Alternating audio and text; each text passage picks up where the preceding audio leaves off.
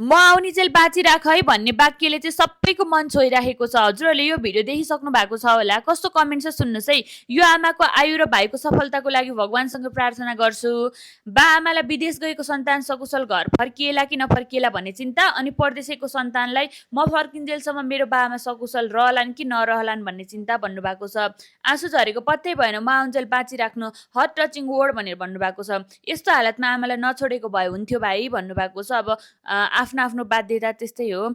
परदेशी जिन्दगी भनेर भन्नुभएको छ। त्यस्तै आमा म आउने बेलासम्म बाँचिराख है।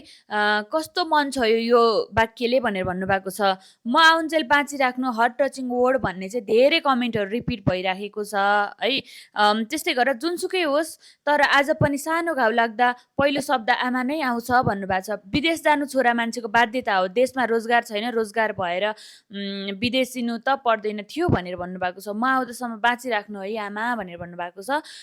त्यस्तै धेरैजनाले यही नै शब्द लेख्नु भएको छ, यही वाक्यहरू लेखिराख्नु भएको छ है। एभ्रिथिङ इज टेम्पोररी बट आमा इज पर्मानेन्टली भनेर भन्नुभएको छ। तपाईँहरूले चाहिँ यो दृश्य उहाँको वाक्य सुनेर चाहिँ कस्तो लाग्यो, यो विषयमा के भन्न चाहनुहुन्छ आफ्नो कमेन्ट गर्नुहोला है त।